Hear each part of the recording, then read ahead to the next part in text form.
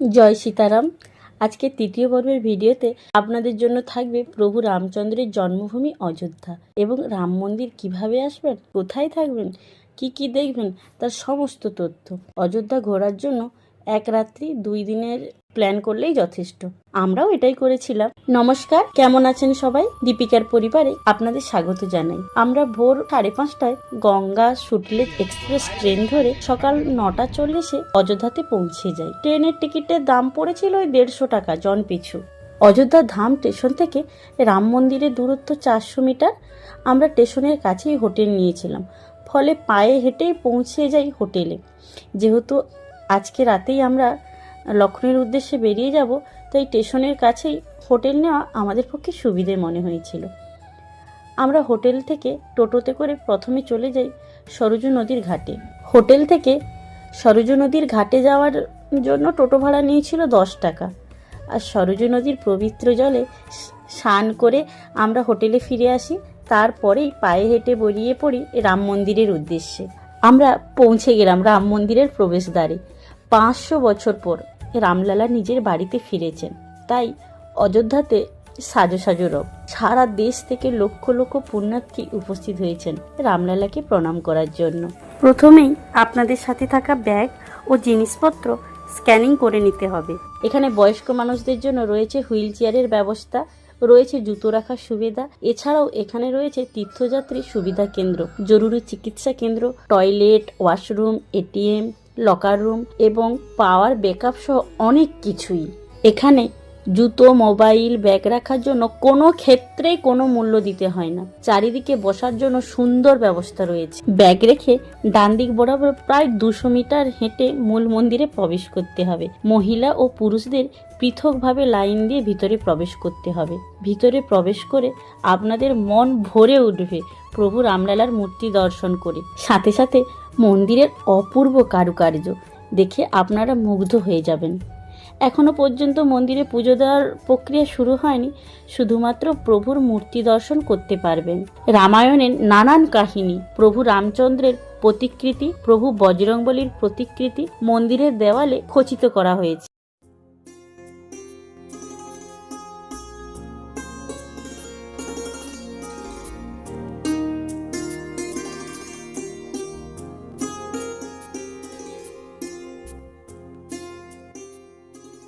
মন্দির চত্বর সোমবার থেকে শনিবার সকাল 7টা থেকে 11:30 পর্যন্ত এবং দুপুর 2টো থেকে সন্ধ্যে 7টা পর্যন্ত খোলা থাকে। রবিবার সকাল 6টা থেকে 11:30 পর্যন্ত, দুপুর 2টা থেকে সন্ধ্যে 7:30 পর্যন্ত খোলা থাকে। বর্তমানে প্রচুর সংখ্যক দর্শনার্থীদের কথা ভেবে এই সময় নির্ধারণ করা হয়েছে। পরবর্তী সময়সূচি পরিবর্তন হতে পারে। আরতির সময় নির্ধারণ করা হয়েছে মঙ্গল আরতি ভোর 4:30টায়, সিঙ্গার আরতি ভোর 6:30 থেকে 7টা, ভোগ আরতি সকাল 11টায়, মধ্যাহ্ন আরতি দুপুর 2:30টায়, সন্ধ্যা আরতি সন্ধ্যে 6:30টা, শয়ন আরতি 8:30 থেকে 9টা পর্যন্ত। যদি আপনারা আরতি দেখতে চান তাহলে আগে থেকে পাস সংগ্রহ করতে হবে। শ্রীরাম জন্মভূমি তীর্থক্ষেত্র এই ওয়েবসাইট থেকে আপনাদের পাস সংগ্রহ করতে হবে। ভগবান দর্শনের পর আমরা চলে যাই মন্দিরের পাশে থাকা রাম রেসই নামে এক প্রসাদ গ্রহণ কেন্দ্রে। এখানে দুপুর ও সন্ধ্যায় সকল দর্শনার্থীদের জন্য প্রসাদের গ্রহণের সুব্যবস্থা রয়েছে। প্রসাদ গ্রহণের জন্য আপনাদের প্রথমে রামরাসই প্রসাদ সংগ্রহের টিকিট কাউন্টার থেকে টিকিট সংগ্রহ করতে হবে। কিছু সময় অপেক্ষা করার পরেই সকলে একসাথে প্রসাদ গ্রহণের সুযোগ পেয়ে যাবেন। নানান ধরনের প্রসাদের মেনু থাকে দুপুর ও সন্ধ্যাতে। এখানে আমরা দুপুর এবং সন্ধ্যাতে 2টো সময়ই প্রসাদ গ্রহণ করেছিলাম। কোনোরূপ মূল্য দিতে হয়নি আমাদের। মন্দিরে আসা সমস্ত দর্শনার্থীদের জন্য অযোধ্যাতে শুধু রাম মন্দির নয়, আরও অনেক দর্শনীয় স্থান রয়েছে যা আপনারা ঘুরে দেখতে পারেন। মন্দির থেকে ওই 200 থেকে 300 মিটার এগোলেই হনুমানগড়ি যাওয়ার রাস্তা পেয়ে যাবেন।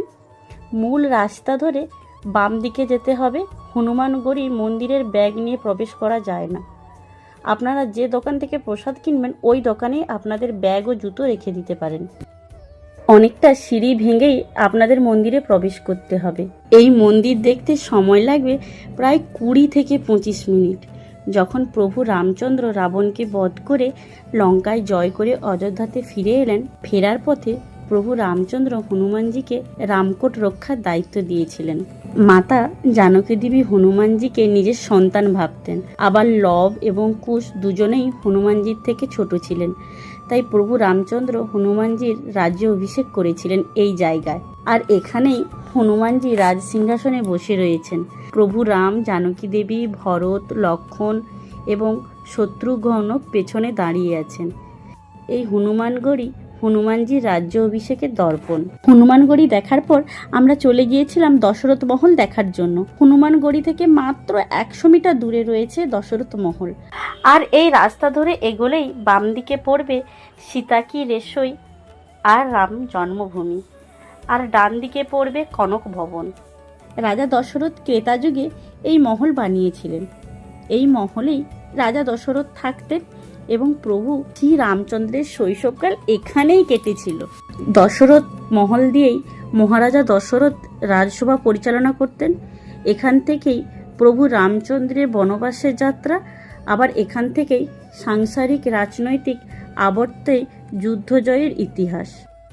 এই মহল এখন মন্দিরে পরিবর্তিত হয়েছে। এখানে প্রভু রাম, মাতা সীতা, ভরত, লক্ষ্মণ এবং শত্রুঘ্নজির প্রতিমা স্থাপিত রয়েছে।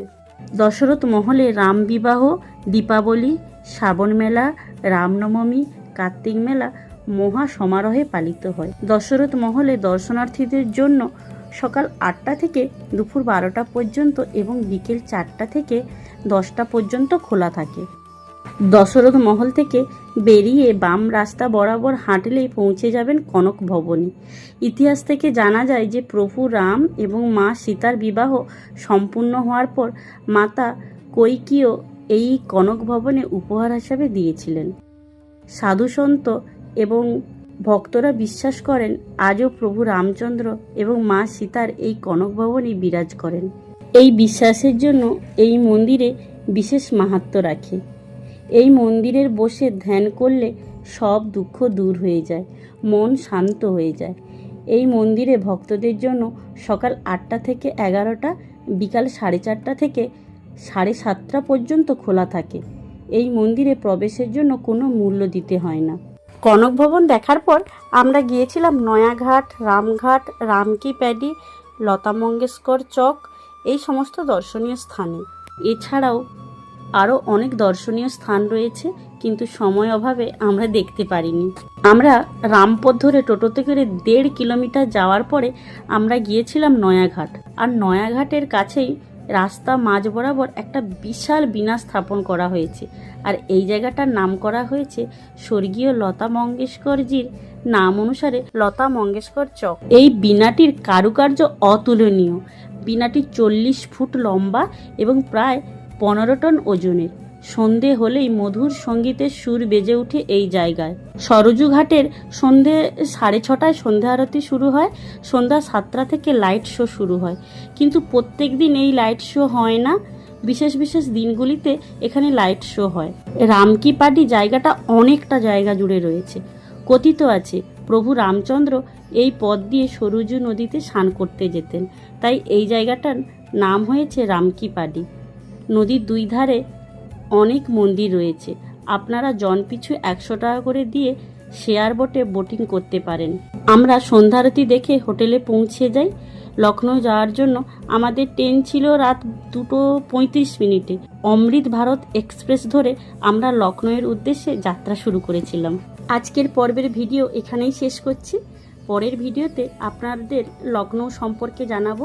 ভিডিওটি ভালো লাগলে অবশ্যই লাইক, কমেন্ট, শেয়ার করে দেবেন। আজ এইটুকু থাক। সকলে ভালো থাকবেন, সুস্থ থাকবেন।